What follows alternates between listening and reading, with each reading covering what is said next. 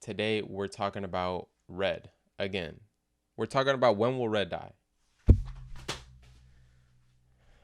Anyways, this is what I wanted.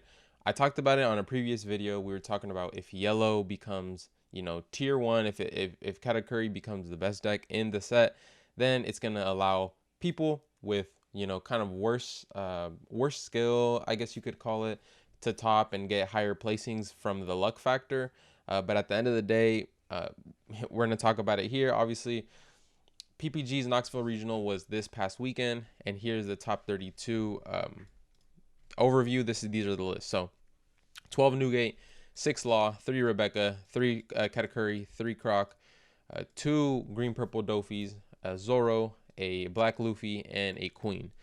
So here we have a 60-ish% red top 32 for these regionals. Really surprising one Zoro. So obviously the Newgate's still super consistent. A lot of people brought it out. And then the Zoro only with one being in top 32, which definitely is concerning in terms of Zoro's strength. Obviously, this one Zoro ended up going to the finals and actually winning this whole event. Not surprising because the deck is still really good. And if you just get lucky and get good matchup spread, then obviously you can take it. One thing to note, the 3 Rebeccas in top 32 all lost in round 1 of top 32 because they kind of got screwed over in terms of matchups. One Rebecca versus the Queen, right? Blue is Rebecca's downfall. One versus a mono blue Croc, and then the other one lost to a Katakuri. And so they just got really unlucky in terms of matchups. And I know the 1-0 did face 2 Crocs, 2 mono blue Crocs. I don't know how that matchup goes. Probably not too well for the Croc. I think the Croc is a little too slow for Zoro. Obviously, they can bottom deck the Marcos and etc. things like that. But overall, I feel like the matchup might be better for Zoro. Anyways, the Zoro did verse 2 Crocs, and then he ended up versing, I think, a Law and a Whitebeard, or just the Whitebeard in the final. But I do want to say that OPO4 is fresh. It's brand new. A lot of people probably only, brought their decks they're comfortable with. They don't want to, play a new deck, or Rebecca, Doflamingo, Queen, something that's people have a whole 3 months, a whole set of experience on Zoro, on Law, or I guess 2 sets now on Law, on Newgate. You bring these decks out, you're gonna have a more comfortable time. You're gonna have an easier way, because these decks are set in stone as top tier decks in the meta. Regardless of the cards that come out, they're still insanely good, right? So they were top 1 before for a reason. What I do want to say though is that we're seeing kind of red be the top again, and we probably will continue to see this. But as you can see here, it's only about 60%. In OPO3, it was 75%, 70% plus every tournament. Obviously, you can see here there's a lot more diversity, right? 3 Rebeccas, 3 Katakuris, 3 Crocs, 2 Dofis, 1 Zoro, 1 Luffy, 1 Queen. So there's actually a lot of diversity making it into top 32, which is amazing to see. Back then, a third of this chart would be, or 2/3 of this chart would be red, and then it would be a little bit of yellow, and then a little bit of green. That's it, right? So I kind of predicted. I didn't predict it really, but I was talking to my brother. We did say that obviously these 3 decks, especially in the first regional, were gonna have a great showing just because people are comfortable on them, and they want to win, right? You go to these regionals, you go to play, you go to win. And yeah, so red took a good chunk of it. But I will say we probably will continue seeing this. Obviously, I did want this at the end of the day. I did want red to still be at the top over Katakuri. Katakuri being top 1 would probably be too much of a deterrent overall for the community. But I will say, I think the biggest drawback is for yellow is the Law matchup.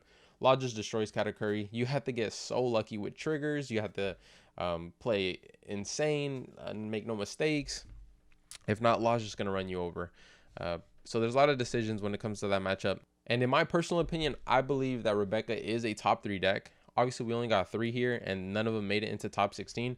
But that's kind of just like a matchup problem, right? So Rebecca is an insane deck. It's an insane deck. but it loses kind of hard to blue, right? You play a 7-drop, you send it back to hand, or you play your Luffy, or you play your Olympus as bottom deck, right? So you kind of your engine, you know, the tools you need kind of just get taken away like that in an instant, and then you have to, you know, look for the card again, so it could be an issue moving forward. But the deck is still super strong and has a great matchup spread against Law. I guess Law is a little harder, but especially against Zoro, it's pretty free against Zoro. Has a good time against Nugate. I mean, so there's certain decks where it's just like, okay, you know, I win this matchup and I can destroy this matchup. But at the end of the day, it has one really bad matchup. Same thing with Katakuri. Blue Croc, not surprising. I've actually been playing a Blue Croc deck, but I have been trying the Animal Kingdom Pirates version. None of the lists here in top 32 were Animal Kingdom Pirates, so that was interesting to see, because I know in Asia that was kind of like the more prominent deck that you would see. All 3 decks here were Sento versions with Sentomarus. So either I'm gonna have to try out that deck, or I'm gonna have to keep continuing to, you know, lab out Animal Kingdom Pirates and, you know, kind of see if that one deck, if that version of the deck is slightly better. I know it probably has a better matchup spread against Zoro and Law with ulti and things of that nature. And then Doflamingo, seeing 2 Doflamingos in top 32 is super exciting, because that's one of the decks I'm currently maining. So moving forward, I'm not sure what I'm gonna play yet, but I'm definitely leaning towards that. But yeah, we have a Zoro that won, Newgate got second, 3rd and 4th were Laws, and then top 8 was a Croc, Katakuri, Law, Newgate. I think there was 2 players in top 8, if I'm not mistaken. One had to catch a flight, one went to Six Flags, so they dropped. They got their cereal Luffys and dipped out, which I don't blame, because these things do take up a lot of time, and if you're just trying to enjoy your day, especially if you're coming from out of state or out of town, that could be a factor. But yeah, overall, I'm really happy with these results. I did predict that Red was going to win. Early on, I already knew. As soon as I saw the amount of Whitebeards on stream, I was like, halfway through Swiss, I'm like, okay, well, we're probably going to see a red deck win this event. I would have predicted a Whitebeard, but the Zoro came in clutch and did his thing for sure. Hats off to him. But yeah, guys, what are your thoughts on this very first tournament? I know it's still really early, and, you know, we might see more Rebekahs come out the woodworks. We might see more Doflamingos, because these decks are really strong. So just don't know how much of the meta is going to change. Obviously, these new charts, this diversity is lovely to see. You know, you kind of want to see the more decks, the better. And here we have a good variety. So I feel like it's moving in the right direction. And I know in OP05, Red is not dead, but close to it. Like, obviously, it doesn't take up the top 1, top 2, maybe even top 3 decks. But I would like to say that, you know, like I said, it's moving in the right direction. I'm really happy to see this.